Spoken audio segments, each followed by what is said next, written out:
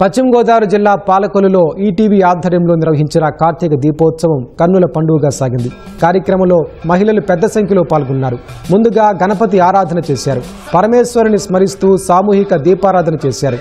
బ్రహ్మశ్రీ పులుపల వెంకట ఫణికుమార శర్మ బృందం ప్రధాన వైదిక నిర్వహణ చేయగా బ్రహ్మశ్రీ అయినాపురపు మణికంఠ శర్మ బృందం వేద పారాయణం చేశారు. శ్రీ నెట్టల ఫణిభాస్కర్ ప్రవచనాలు ఆకట్టుకున్నాయి. మంత్రి నిమ్మల రామానాయుడు కుటుంబ సభ్యులతో కలిసి జ్యోతి ప్రజ్వలన చేశారు. శివ శివ శంకర హర హర శంకర జయ జయ శంకర దిగిరారా ప్రియతాండవ శంకర ప్రకట శుభంకర ప్రళయ భయంకర దిగిరారా శివ శివ శంకర